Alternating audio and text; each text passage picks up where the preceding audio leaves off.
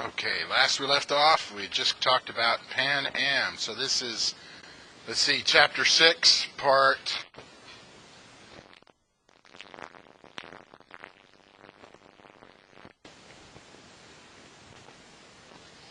3. Okay, so here we go. All right, finally, juicy stuff. So, 06, the Golden Age, Part 3, the airmail scandal of 1934. Unfortunately, the scandals in the national or the public view, the public eye in the 1930s are nothing compared to the scandals today. Just to be clear, no one is naked in this scandal. So, and I know you were getting your hopes up there. Literally, what it was the postmaster of the United States, the government employee who ran the post office in 1934. They found out that he was making behind-the-scene deals with airlines for airmail contracts. And that's against the law.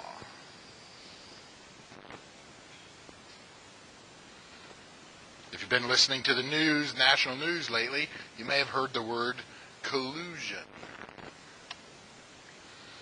So what the federal government did was cancel all the contracts. And the Army flew some airmail while the federal government was waiting to fix it and award new contracts that were awarded fairly and without collusion. The good news for the Army, the bad news, good news, is that it showed the Army that they were woefully inadequate to perform this service. So I'm going to say that again. So this was really good news for the Army, because they realized they had a really hard time picking up where the airlines got canceled.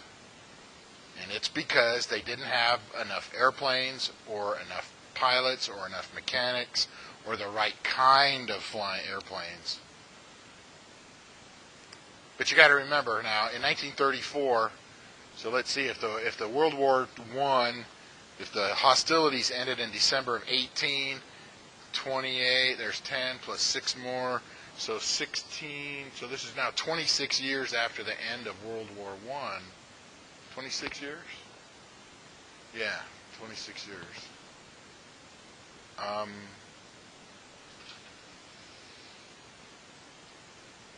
What was my point? Well, you know what? I forgot. Oh! Yeah, it'll come to me. It just may be the day after tomorrow. Is that people on the planet thought that there would not be another World War. Literally, one of the nicknames for World War I was the war to end all wars. Because it was so horrendous, people thought no one will ever be so stupid to have that big of a war again. Because it was really stupid. And lots of people died. Surely, we won't be that stupid. And this is where you say, Mr. Johnson, you're right. People thought they wouldn't be that stupid.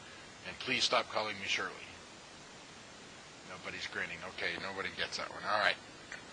So you could expect that the United States Army, thinking that there's not going to be another big giant war, even though airplanes were very helpful in World War I, maybe they didn't pay that much attention to how good their airplanes were now. Well, we can still fly airplanes around, and we can drop some bombs, and we can do a little strafing, and we got our trick machine guns, and maybe they thought they were okay. All right. One of the things that came out of this was that up to this point, a lot of the airlines were also the same company that built airplanes.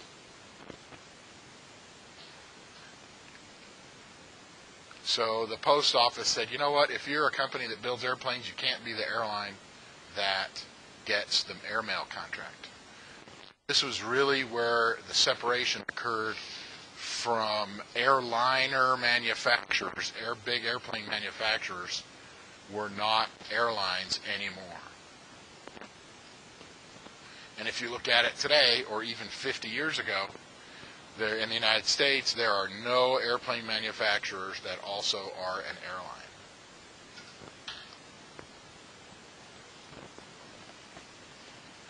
Does anybody remember 1934? Yeah. Okay. Yeah. All right.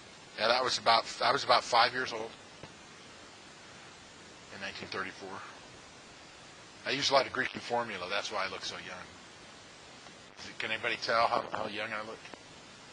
I don't look a day over 70, right?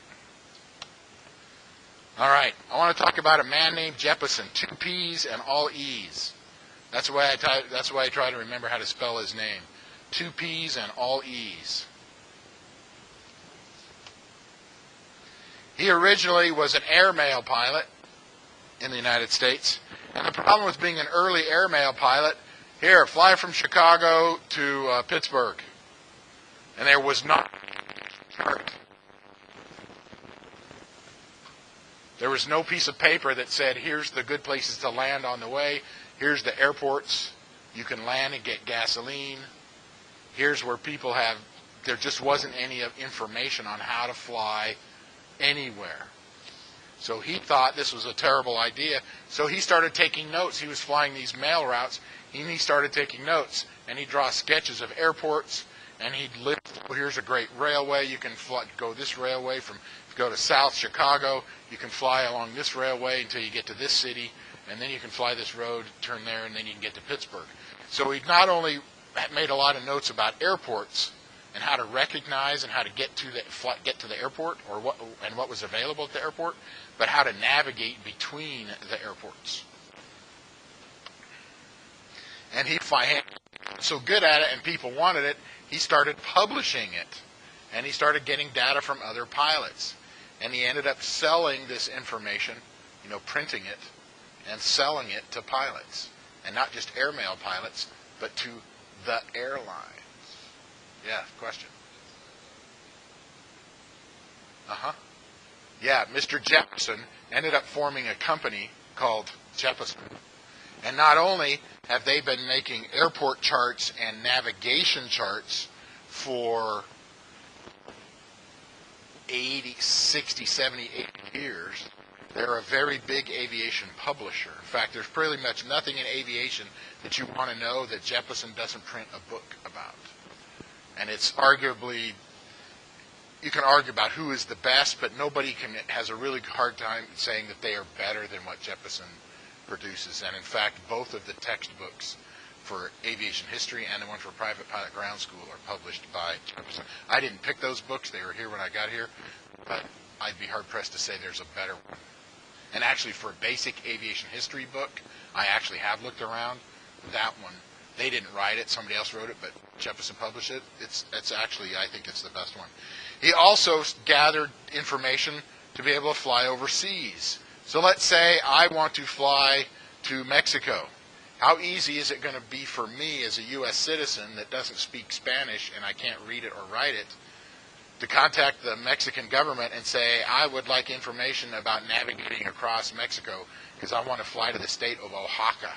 Has anybody ever been to, probably mispronouncing it, does anybody know how to say it, the state of Oaxaca correctly? Oaxaca? Okay, thank you.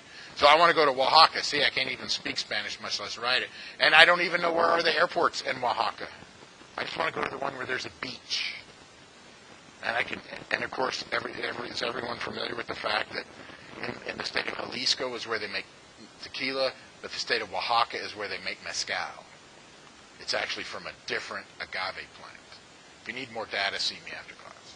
In any case, so Jeppesen was gathering data about other airports. So literally for decades and decades, if you were a U.S. pilot and you wanted to fly in the United States, you had 2 choices. You could get information from Jeppesen on airport navigation charts. You could also buy it from the federal government.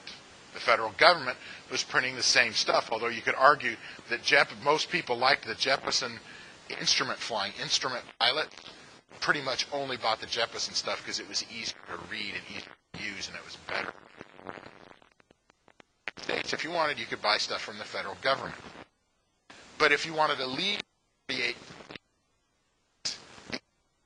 you've had is Jeppesen, because Jeppesen made charts for everywhere. And in fact, when I was in the U.S. military, typically what we would do is when we took training mission inside the United States, take off with enough charts that we could fly most of them if we needed to. Of course, I was flying those airplanes in the middle of the Cold War, and if you're flying a B-52 over the former Soviet Union, you probably aren't going to land But the point of that story, or that line was, we actually carried some Jeppesen charts with us because the U.S. Air Force and the U.S. government didn't publish charts for every airport on the planet, even if you discount the former communist countries. All right, so there it is. It's still, other than the U.S. government, Jeppesen prints more aviation information for pilots than anybody else. I had to get a picture of Mr. Jeppesen. 2 P's and all E's. Yes. What flying school would I recommend today? If you want to be a professional pilot, I would go to JB Aeronautics at the Fresno Air Terminal. 4955 or 459. It's right next to the FAA office, Suite 117. They got their website up and running, jbaeronautics.com. Yeah, Mr. Brannon, his name is Jim Brannon, hence the name of the company, JB Aeronautics. He became a flight instructor in the mid-1970s. He's been flight instructing for 40 years. He's been a chief pilot at flight schools. He's been a designated pilot examiner, the guy that gives you the check ride. I can give you lots and lots of details about why I believe this to be true, but I know that he has the student's best interest at heart, and he has a very structured system of flight training. JB Aeronautics, AERONAUTICS, Aeronautics. It's not that there aren't other good flight schools. Don't get me wrong. I'm not knocking any flight school. I just don't know them. But I actually hung out at JB Aeronautics for 3 days, just a couple of weeks before school started. And I saw how he runs the show, and we talked about flight training and how does it work for students. And he would like every student to get all their pilot certificates as fast as they can so they will spend the least amount of money. And he has some excellent techniques to be able to do that. All right, let's talk about airplane radios.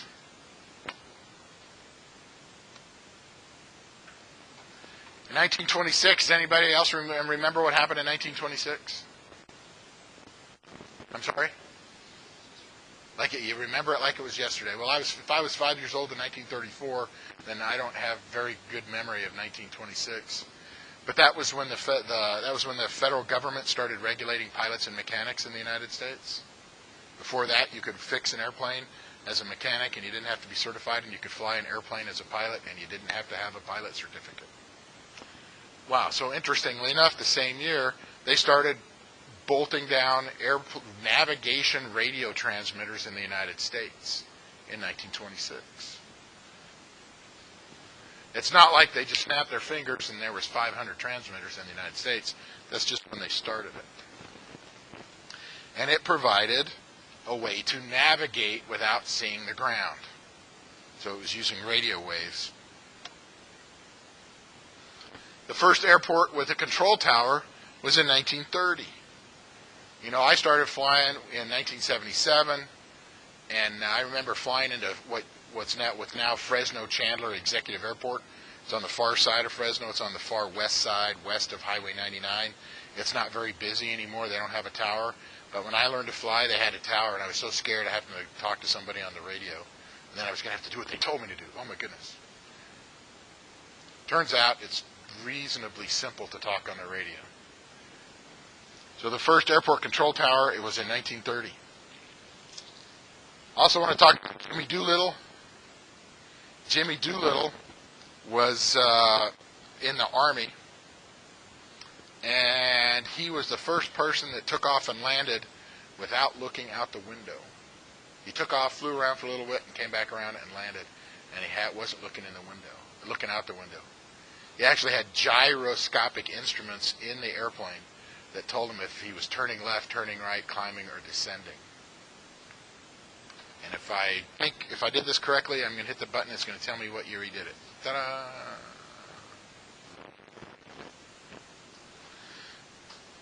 Of course, Freddie Rick could tell us what Mr. Doolittle did in 1942.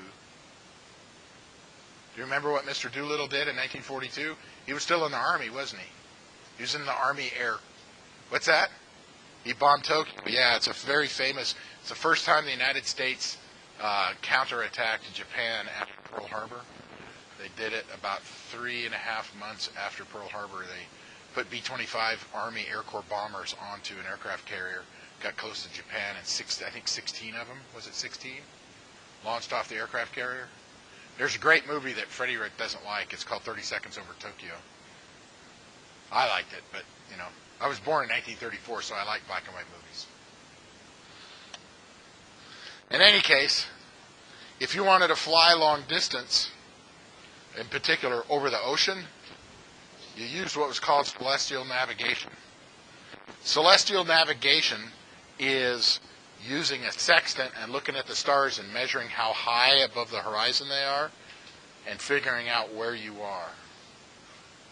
The only people that still do celestial navigation are some military navigators. So if there's a nuclear war and there's an electromagnetic pulse and it knocks out everybody's electronic navigation, they can still use the stars to navigate and fly across long distances and drop bombs on the evil people. Like, for instance, when I was on B-52s and I went to Air Force Navigator School, I learned how to do celestial navigation. So if you were flying across the poles to go nuke the bad guys, of course I can't tell you who the bad guys were. You'll just have to guess who the bad guys were during the Cold War. And we had an electromagnetic pulse and all of our electronic navigation system equipment went out. I was going to go upstairs with my sextant and stick it through a hole in the top of the airplane and measure the height of stars. So I had to actually stay current at doing that. And at night, when you could shoot 3 different stars at the same time, I could tell where we were plus or minus 3 to 5 miles. Like, think about flying from Los Angeles to Hawaii. Think if you could get within 3 to 5 miles, you'd be able to find an island? Yeah, they're bigger than 3 to 5 miles. I mean, unless there's an overcast. If you want to watch a really good movie that's black and white, and it was made during World War II, and it's got bomber pilots and stuff in it, you can watch a movie called Air Force. Air Force is the story of a B-17. It was actually made during the war, just like 30 Seconds Over Tokyo. They took off in a flight of B-17s out of San Francisco, or near San Francisco, and they fly to Hawaii, and just before they get to Hawaii, Pearl Harbor kicks in. And it's a story about that airplane and the rest of its adventures over the next 6 months or a year. Do I think what? Could I still navigate like that? If you asked me to do it today, no. I probably would need to read and study and practice, I'm just going to say 5 to 15 hours. And I could probably cut that time down by a third if somebody that knew what they were doing helped me relearn how to do all that stuff. It's hard for me to say that it's hard, but there's just like 27 steps you got to do it. And 17 of those 27 are very small math problems where you have to add, subtract, multiply, or divide. And then you have to draw lines on a chart. I actually got to where I was good at it, and that's when I started enjoying it. I thought it was fun. Because when I was in navigator school, we flew around Boeing 737. The military version was called the T-43. But inside of that Boeing 737, they took all the seats out, and they put in 12 navigator stations. And on the top of the roof, 12. Well, the navigator station had a lot of instruments and stuff.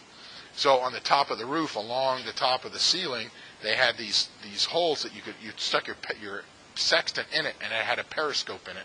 So they actually hung it up there so the air wouldn't go out, and you opened the window, opened that little, it's about a 1.5 inch diameter hole, you push the periscopic sextant in there, and you'd look in it, and you'd see the stars, and you'd measure how high they were, and you'd measure 1, 2, and 3, and you would draw a triangle on your chart, each one of those lines based on a star, and I could draw triangles that were only 3 to 5 miles big, and you were somewhere inside of it. And they would have, I can't remember how many they had on the ceiling. It was like 5 or 6 of those. So they'd have half you up there doing it at once, and then another half. And we were flying around at 600 miles an hour across the United States. We'd fly in a big triangle. We'd take off out of what used to be Mather Air Force Base in Sacramento, and we'd fly 500 or 600 miles on one direction and 500 or 600 miles on another, and then 500 or 600 miles back. We'd fly a big three-sided triangle. Those triangles are three-sided. So I got good at it, but I haven't done it for many years. I got out of the service in '92, so that was a long time ago. but I could get good at it again. But then I'd get good at it, and then I'd never use it. So. All right. The first time anybody came up with a long-range radio navigation aid was in the mid-1930s, but it wasn't. It's not. That was like the first one. It's not like somebody snapped their finger in 1935 and you could fly across the planet anywhere you wanted on radio waves. In fact, if you look at civilian navigators, I'm not going to ask you this on the test, but there were civilian navigators on overwater flights on airlines based out of the United States into the 1960s. And they replaced it with inertial navigation systems. They were more accurate and they cost less money than navigators. So if you look at old school airplanes inside the cockpit, there's usually two pilots, then there's a flight engineer to run the engines and the electrical systems and the pressurization, and then there's a navigator. And then if it's even older than that, then there's also a radio operator. And then if it was during war, then there was a lot of people called gunners. Like a B-17 would have two pilots, a navigator, flight. I don't think they had a flight engineer. They also had a bombardier, but they had a radio operator, and then they'd have like 5 or 6 gunners. Oops. Why is that doing that?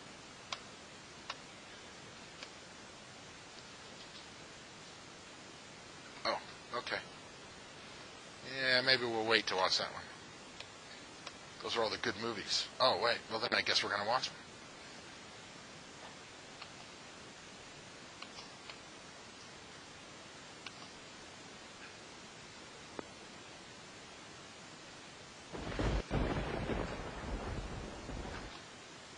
Entertainment brings you another first in collaboration with ITN, Pathé and Reuters, Imperial Airways, the definitive newsreel history. After a complicated array of small British airlines, the British government was forced to bring order to the chaos, so in 1924 amalgamated many of them into one company, Imperial Airways. Pathé gives us a fascinating, detailed close-up of an early operation from London's airport, Croydon. The passengers were in comfort, while the pilot still sat in an open cockpit. By 1926, there were whole fleets of new airliners to be unveiled.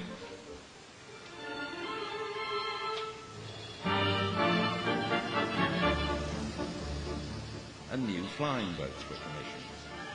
Amy Johnson was escorted into Croydon. The other half of this picture is the return of Miss Amy Johnson from Australia in 1929.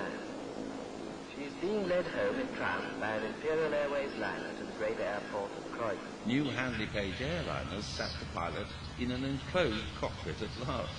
This is the first of a fleet of giant British airliners. Imperial even tried a radio link with the Flying Scotsman. And what's more, she was talking by radio to an airliner overhead. Not a regular affair, admittedly. Just another of those experiments.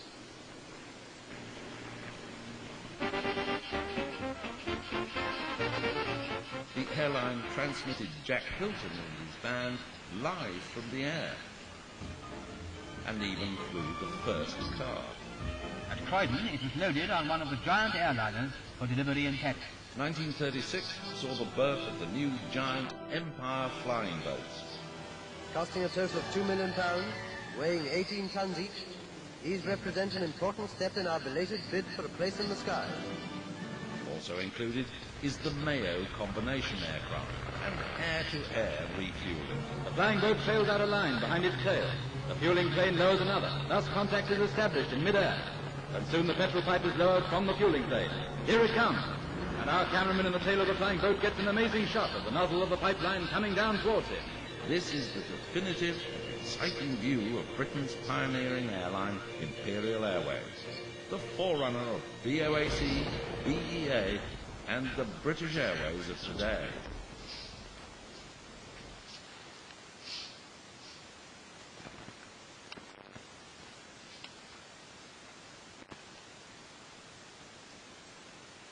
Did you know United is using bio...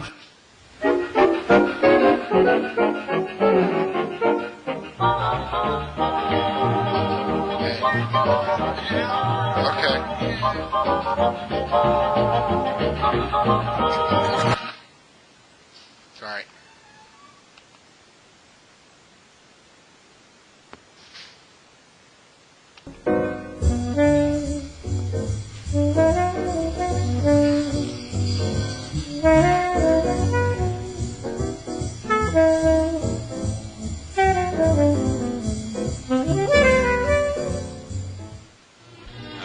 America's transatlantic Clipper is ready for the takeoff at the new seaplane base at New York LaGuardia Airport. The Boeing 314 Clipper is by far one of the most incredible aircraft ever made.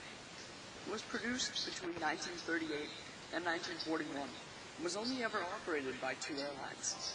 However, in that short period of time of which it was produced and flew, it achieved so much, much more than any other aircraft of its time.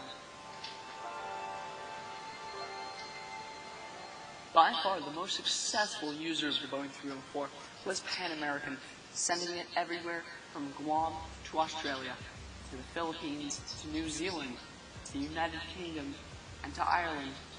The 314 really got around, and it expanded so many new routes, which, before then, were not possible.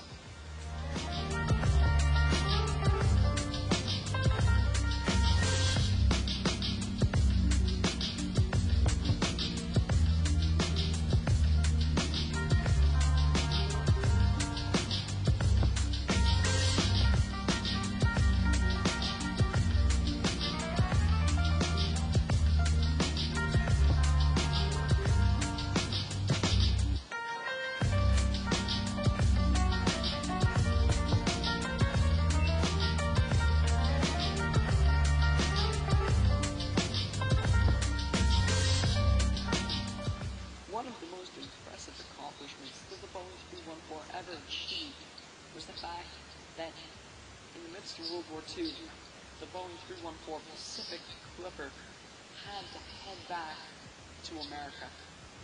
It had just left Honolulu in the Japanese attack Pearl Harbor and was in international airspace. An order was given for the 314 to land in Auckland, New Zealand, and get orders from the Pan American Sea Terminal. After landing in Auckland, it was given orders to head across war-torn Europe, Africa, and India, all the way back to New York's LaGuardia. In 1942, the Boeing 314 successfully landed in New York, traveling all the way around the other side of the world. After that flight landed, no other Boeing 314 would ever be used for commercial service. The rest of them were converted into either naval aircraft or Air Force aircraft. The Royal Air Force took all the BOAC Boeing 314s, and the U.S. Navy took all of Pan American's Boeing 314s.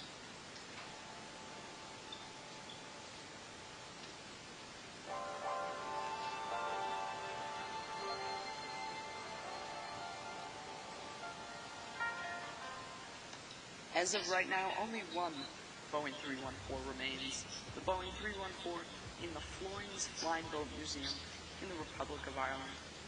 This used to be a seaplane stop for both BOAC and Pan American's Boeing 314s. However, right now, the one Boeing 314 Yankee Clipper replica remains on display there. It has a... So quiz tomorrow, or wait, tomorrow's Friday, right? Darn. No quiz tomorrow. Quiz on Monday. I'll see y'all then.